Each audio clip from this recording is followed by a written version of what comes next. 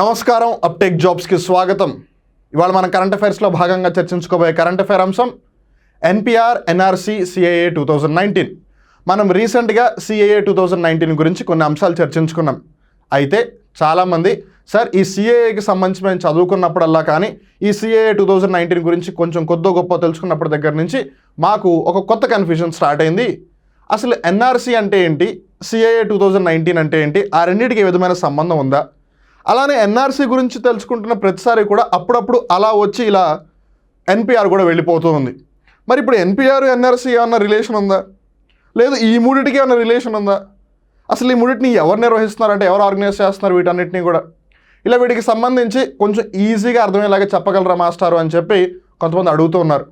So considering the request that we have got, NPR NRC అలానే CA 2019 గురించి మనం ఈ కరెంట్ అఫైర్ వీడియోలో తెలుసుకుందాం.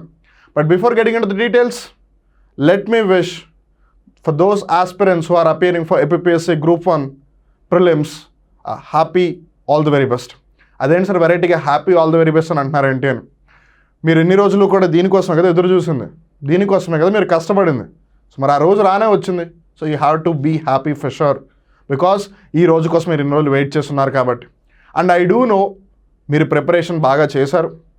And I do also do know that you are quite confident as well. ఏది ఏమైనా సరే ఓవర్ కాన్ఫిడెన్స్లోకి వెళ్ళకండి, be the confident that I can do అని చెప్పి. పేపర్ ఒకవేళ టఫ్గా వచ్చినా ఈజీగా వచ్చినా that's a different story. But make sure మీకు ఎటువంటి రిగ్రెట్స్ లేకుండా బయటికి రండి. అఫ్కోర్స్ ప్రతిసారి సాటిస్ఫాక్షన్ రావాలని రూల్ ఏమీ లేదు, but make sure that you don't have any regrets.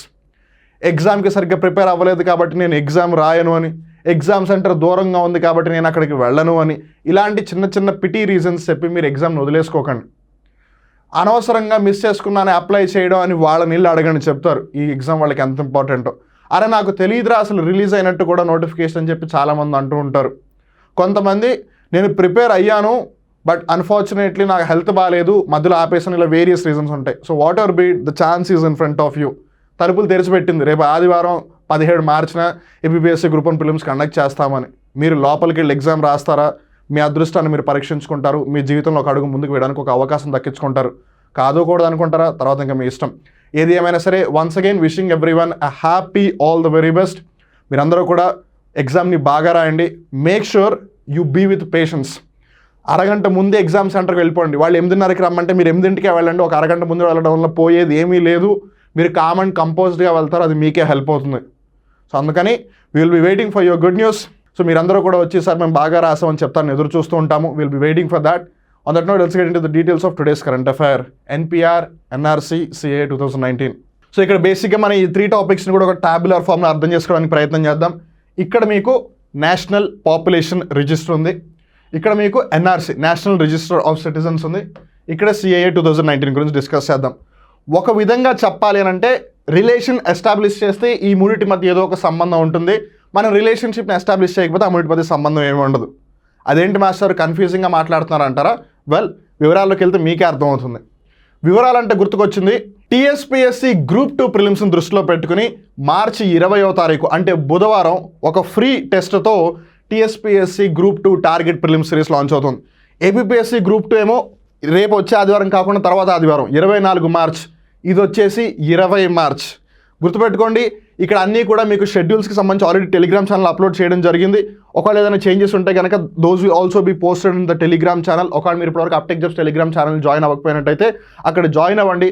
Uptake jobs యాప్కి సంబంధించి, అప్టేక్ జాబ్స్ ప్లస్ యాప్కి సంబంధించిన అప్డేట్స్ ఉంటే అక్కడ పోస్ట్ చేస్తూ ఉంటారు. అలానే గుర్తుపెట్టుకోండి, ఈ టెస్ట్లన్నీ కూడా మీకు ముందే షెడ్యూల్స్ ఇచ్చేస్తారు. వాటి ఆధారంగానే ప్రతి వారం కూడా మీకు సెక్షన్ వైజ్ టెస్టులు ఉంటాయి. అండ్ కొన్ని సెక్షన్ వైజ్ టెస్ట్లు అయిపోయిన తర్వాత ఆ టెస్ట్లకి సంబంధించి ఒక గ్రాండ్ టెస్ట్ కూడా జరుగుతుంది. అలా ఒక స్ట్రాటజిక్ విధానంలో మీ హోలిస్టిక్ ప్రిపరేషన్కి అప్టేక్ జాబ్స్ ఒక అడుగు ముందుకు వేసింది. సో ఆల్రెడీ టీఎస్పీఎస్సీ గ్రూప్ 1 ప్రిలిమ్స్కి సంబంధించి మన మార్చి 10వ తారీఖున టెస్ట్ సిరీస్ స్టార్ట్ అయిపోయింది. మీరు ఎప్పుడైనా సరే కావాలంటే దాన్ని యాక్సెస్ చేయొచ్చు, పర్చేస్ చేసి మీరు అయిపోయిన టెస్ట్లు కూడా మళ్ళీ రాయొచ్చు. There is nothing to worry about it. And ప్రతి టెస్ట్కి సంబంధించి వీడియో ఎక్స్ప్లెనేషన్ అదే రోజు సాయంత్రం యాప్లోకి వచ్చేస్తుంది. అండ్ మీరు కావాలి అనుకుంటే ఫుల్ కోర్స్తో పాటు కూడా ఈ section wise test series with video explanation integrated ఏదైతే ఉందో దానిని కూడా పర్చేస్ చేయొచ్చు.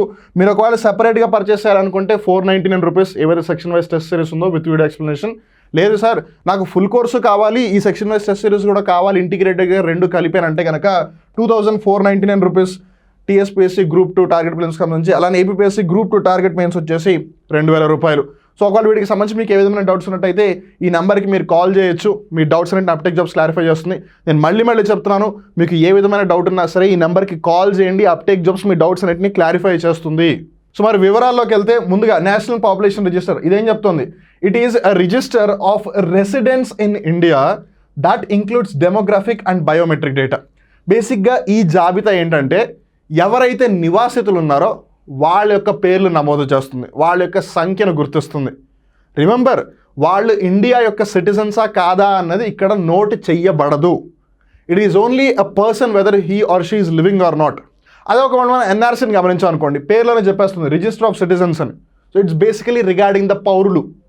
ఇక్కడ పౌరులతో సంబంధం లేదు, ఇండియాలో ఎవరు ఉంటున్నారని కౌంట్ చేస్తుంది. సో ఒక విధంగా అది జనాభాని కౌంట్ చేస్తుంది. whereas ఇక్కడ అది పౌరులను కౌంట్ చేస్తుంది. It is meant to be register of all Indian citizens so that illegal immigrants can be identified and deported. అంటే ఎవరైతే అక్రమ వలసదారులు ఉన్నారో, డాక్యుమెంట్స్ లేకుండా, పర్మిషన్స్ లేకుండా వేరే దేశాల నుంచి ఇండియాకు వచ్చేసారో వాళ్ళని గుర్తించి మళ్ళీ వాళ్ళని వాళ్ళ దేశాలకు కానీ లేదా ఇండియా నుంచి బయటికి కానీ పంపించేయడానికి ఎన్ఆర్సీ హెల్ప్ అవుతుంది. ఇది ఓన్లీ ఎంతమంది ఉన్నారని గుర్తుపట్టడానికి, ఇది ఏమో ఎంతమంది భారతదేశ పౌరులు ఉన్నారు, అలానే ఎంతమంది అధికారికంగా వచ్చారు, ఎంతమంది అక్రమంగా వచ్చారని తెలుసుకోవడానికి. వేరే CAA 2019 ఏంటిది? ఇది పౌరసత్వం ఇవ్వడానికి, to grant citizenship to persecuted minorities from neighbouring Muslim majority countries of Pakistan, Bangladesh and Afghanistan. ఇక్కడ కూడా ఈ 6 రిలీజియస్ మైనారిటీ గ్రూప్స్ ఏవి? హిందువులు. అండ్ ఇక్కడ ఈ కంట్రీస్లో ఇండియాలో హిందూస్ ఆబ్వియస్లీ డామినెంట్ గ్రూపే, కానీ పాకిస్తాన్, బంగ్లాదేశ్, ఆఫ్ఘనిస్తాన్లో హిందువులు మైనారిటీ గ్రూప్. అలా హిందువులు, క్రైస్తవులు, క్రిస్టియన్స్, బుద్ధిస్ట్, జైన్స్, పార్సీస్, సిఖ్స్. ఈ పార్సీస్ని జొరాస్ట్రియన్స్ అని కూడా అంటారు. ఈ 6 రిలీజియస్ మైనారిటీ గ్రూప్స్ ఏవైతే ఉన్నాయో ఈ 3 దేశాల్లో వాళ్ళు ఇండియాకు వస్తే ఒక పర్టికులర్ డేట్ ముందు వాళ్ళకి మేము పౌరసత్వం ఇస్తామని చెప్పి ఈ చట్టం చెప్తోంది. ఇదేమో పాపులేషన్ని కౌంట్ చేస్తోంది, ఇదేమో సిటిజన్స్ని గుర్తిస్తోంది. ఎవరైతే అక్రమ వలసదారులు ఉన్నారో వాళ్ళని గుర్తించి వాళ్ళని బయటికి తోసేస్తోంది. ఇది మిగిలిన వాళ్ళకి, అంటే ఎవరైతే కన్సిడర్ చేయబడ్డారో ఆ విధంగా వాళ్ళందరికీ సిటిజన్షిప్ ఇస్తోంది. అలానే ఎన్పిఆర్ వచ్చేసి it was first prepared in 2010 and updated in 2015 under the citizenship act 1955. So ఇక్కడ మనం జాగ్రత్త గమనిస్తే ఈ లిస్ట్లో ఫారినర్స్ని కూడా కౌంట్ చేస్తారు. ఇక్కడికి వచ్చేసరికి ఓన్లీ సిటిజన్స్ని కౌంట్ చేస్తారు. It was mandated by the 2003 amendment of citizenship amendment act of 1955. So పౌరసత్వానికి సంబంధించి మొట్టమొదటిసారిగా 1955లో చట్టం జరిగింది. తర్వాత పరిస్థితుల రీత్యా సవరణలు జరుపుతూ వచ్చారు. అలా 2003వ సంవత్సరంలో సవరణలు జరిగాయి, అలా 2019వ సంవత్సరంలో కూడా సవరణలు జరిగాయి. సో ఆబ్వియస్లీ 2019 సవరణ జరిగింది కాబట్టి 2003కి ప్రామినెన్స్ తగ్గిపోతుంది. So we are talking about this. It was enacted in 2019 by amending the citizenship act 1955. So that is the thing. సో మరొకసారి అందరికీ గుర్తు చేస్తున్నాము, టీఎస్పీఎస్సీ గ్రూప్ 2 ప్రిలిమ్స్కి సంబంధించిన ఏదైతే సెక్షన్ వైజ్ టెస్ట్ సిరీస్ ఉందో అది 20 మార్చ్ బుధవారం నుంచి స్టార్ట్ అవుతుంది. ఏపీఎస్సీ గ్రూప్ 2 మెయిన్స్కి సంబంధించి 24 మార్చ్ ఆదివారం నుంచి స్టార్ట్ అవుతుంది. ఆల్రెడీ టీఎస్పీఎస్సీ గ్రూప్ 1 ప్రిలిమ్స్కి సంబంధించి section wise test series course March 10 already start అయిపోయింది. రేపు సెకండ్ టెస్ట్ కూడా జరుగుతుంది. అలానే ప్రతి ఫుల్ కోర్స్ మీద అప్టేక్ జాబ్స్ ప్రొవైడ్ చేసే ప్రతి ఫుల్ కోర్స్ మీద ఒక భారీ డిస్కౌంట్ రన్ అవుతుంది. ఇక్కడ ప్రతి కోర్సు మీద మీరు 80% డిస్కౌంట్ ఇస్తుంది. జొమాటో వాడు 80% డిస్కౌంట్ ఇస్తే ఆకలి లేకపోయినా సరే ఆర్డర్ చేసి మరి మనం తింటూ ఉంటాము. మరి మన జీవితాలను మార్చే ఇలాంటి ఒక భారీ డిస్కౌంట్ ఇచ్చినప్పుడు మీరు అవైల్ చేసుకుంటారని మేము ఆశిస్తున్నాము. అలానే ఈ ఎన్పిఆర్, ఎన్ఆర్సీ, సిఏకి సంబంధించి మరికొన్ని ముఖ్య అంశాలు గమనిస్తే, NPR is not a citizenship enumeration drive as it would record even a foreign national staying in a locality for more than 6 months.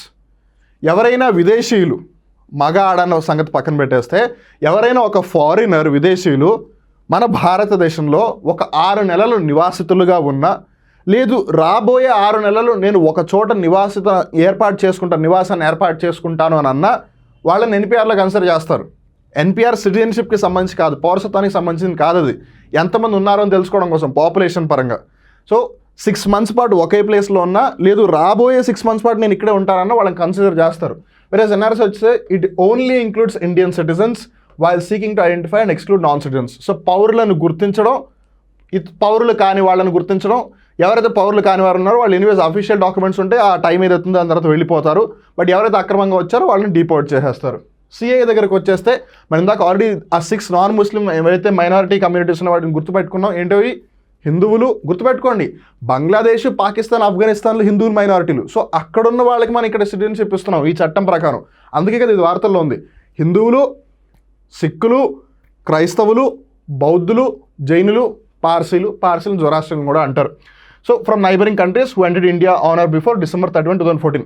మళ్ళీ 6 మైనారిటీ కమ్యూనిటీస్ ఏవైతే ఉన్నాయో మనం వేటి గురించి అయితే మాట్లాడుకున్నామో వాళ్ళందరూ కూడా ఒకవేళ ఈ డేట్ కన్నా ముందు వచ్చున్నట్టయితే వాళ్ళకి మటుకే పౌరసత్వం ఇవ్వడానికి గురించి ప్రస్తావిస్తుంది, కానీ అందరికీ కాదు. అలానే ఎన్పిఆర్ వచ్చేసి it is not directly linked to the NRC. మనం ఇందాక అనుకున్నామా, మనం ఒకవేళ కనెక్షన్ని ఎస్టాబ్లిష్ చేస్తే అవన్నీ కూడా కనెక్టెడ్. మనం ఒకవేళ ఏదైనా సంబంధాన్ని ఏర్పాటు చేస్తేనే ఒకదానికొకటి సంబంధం ఉంటుంది, లేదంటే దేనికి అది సెపరేట్. ఎందుకు? ఇది జనాభా, ఇది పౌరులను గుర్తించడం, ఇది పౌరసత్వం ఇవ్వడం. సో అది డైరెక్ట్గా అయితే ఎటువంటి లింక్ లేదు ఎన్ఆర్సీకి. కానీ ఒకవేళ గవర్నమెంట్ భావిస్తే అప్పుడు ఎన్పిఆర్లో ఏదైతే డేటా ఉందో దానిని ఎన్ఆర్సీకి కన్సిడర్ చేయవచ్చు. ఎందుకంటే ఎన్పిఆర్లో ఫారినర్స్ని కూడా కౌంట్ చేస్తున్నారు కదా. ఇప్పుడు ఆ ఫారినర్స్ తర్వాత ఎవరైనా మళ్ళీ సిటిజన్షిప్ కోసం అప్లై చేశారా లేదా అనేది again it comes to the NRC. Because వాళ్ళు సిటిజన్షిప్ వచ్చేసింది అనుకోండి, అప్పుడు ఎన్పిఆర్లో ఉన్న వాళ్ళు ఎన్ఆర్సీలో కూడా వచ్చినట్టేగా ఫారినర్స్, ఒకవేళ వాళ్ళు ఇండియన్ సిటిజన్షిప్ తీసుకుంటే. సో అందుకని గవర్నమెంట్ భావిస్తే then the NPR data might be considered for NRC. Apart from that దీనికి సంబంధం లేదు, unless and until government comes into the picture. So అదనమాట. సో ఎన్ఆర్సీ వచ్చేసి ఆల్రెడీ అస్సాంలో 2013-14 సంవత్సరంలో ఇంప్లిమెంట్ చేశారు. భారతదేశం అంతటా కూడా దీన్ని ఇంప్లిమెంట్ చేయాలి అని అనుకున్నారు, బట్ అన్ఫార్చునేట్లీ అది ఇంకా ఇంప్లిమెంట్ కాలేదు. అలానే సిఏఏ దగ్గరకు వచ్చేస్తే కనుక పాస్పోర్ట్ యాక్ట్ 1920, అలానే ఫారినర్స్ యాక్ట్ 1946 వీటి ప్రకారం ఎవరికైతే ఎగ్జంప్షన్ ఇచ్చారు, ఇప్పుడు 6 రిలీజియస్ మైనారిటీస్ గురించి మనం తెలుసుకున్నాం కదా, ఎవరైతే పాకిస్తాన్, బంగ్లాదేశ్, ఆఫ్ఘనిస్తాన్ నుంచి వస్తున్నారో వాళ్ళకి ఈ 2 చట్టాల ప్రకారం ఎగ్జంప్షన్ కల్పించారు. సో మీకు సిటిజన్షిప్ ఇస్తామని. వేరేస్ ముస్లిమ్స్కి మళ్ళీ అలా లేదు, వాళ్ళు ప్రూవ్ చేసుకోవాలి వాళ్ళ సిటిజన్షిప్ని. Where not to be treated as illegal migrants and would instead be eligible for citizenship under the 1955 act. So ఇందాక మనం అనుకున్నాం కదా, December 31, 2014 కన్నా ముందు ఆ 3 దేశాల నుంచి ఏవైతే 6 రిలీజియస్ మైనారిటీస్ ఏవైతే రిలీజియస్ పర్సిక్యూషన్ ఉండడం వల్ల అక్కడి నుంచి భారతదేశానికి వచ్చేసారో వాళ్ళని ఈ చట్టాల ప్రకారం అక్రమ వలసదారులుగా కన్సిడర్ చేయము, రాదర్ వాళ్ళకి మేము భారతదేశ పౌరసత్వం ఇస్తాము అని చెప్పింది ఎవరు? హోం మంత్రిత్వ శాఖ. And now comes the interesting part, NPR, NRC, CIA 2019. So ఈ 3 కూడా హోమ్ మినిస్ట్రీ యొక్క ఆధ్వర్యంలోనే నడుస్తున్నాయి. ఎన్పిఆర్కి సంబంధించి అఫీషియల్గా ఎవరు చూసుకుంటారు అంటే ఆఫీసర్ ఆఫ్ రిజిస్ట్రార్ జనరల్ అనమాట. So office of registrar general ఎన్పిఆర్ని చూసుకుంటుంది. So that is the thing. I hope సింపుల్గా క్లియర్గా ఎన్పిఆర్ ఏంటి, ఎన్ఆర్సీ ఏంటి, సిఏ ఏంటి. ఎన్పిఆర్ ఏమో ఎంతమంది ఉన్నారో అనేది కౌంట్ చేస్తుంది, ఎన్ఆర్సీ ఏమో ఎవరు పౌరులు ఉన్నారో అని కౌంట్ చేస్తుంది, సిటిజన్స్ ఎవరు ఉన్నారు అని. సిఏ ఏమో సిటిజన్షిప్ ఇవ్వడం గురించి ప్రస్తావిస్తుంది. సో బేసిక్ థింగ్ అయితే క్లియర్ కదా, ఇంకెప్పుడు మళ్ళీ కన్ఫ్యూజన్ రాదు కదా. ఒకవేళ వేరే వాళ్ళకి ఎవరికైనా కన్ఫ్యూజన్ అంటే ఈసారి మీరు వాళ్ళకి దూరం చేయండి కన్ఫ్యూజన్. ఓకే, అలానే జాగ్రత్త గుర్తుపెట్టుకోండి, అప్టెక్ జాబ్స్ ప్రొవైడ్ చేస్తున్న అన్ని ఫుల్ కోర్సెస్ మీద కూడా 80% భారీ డిస్కౌంట్ నడుస్తుంది. ఈ వచ్చిన అవకాశాన్ని మీరు ఉపయోగించుకుంటారని ఆశిస్తున్నాను. మరొకసారి ఏపీఎస్సీ గ్రూప్ 1 ప్రిలిమ్స్కి అటెంప్ట్ ఇస్తున్న వాళ్ళందరికీ కూడా ఆల్ ది వెరీ బెస్ట్. అటెంప్ట్ని ఊరికే వేస్ట్ చేసుకోండి, బికాజ్ ఎప్పుడు మళ్ళీ నోటిఫికేషన్ వస్తుందో తెలియదు. అలానే పేషెంట్గా ఉండండి, కామన్ కంపోజ్గా ఉండండి, ఖచ్చితంగా మీరు అనుకున్నది సాధిస్తారు.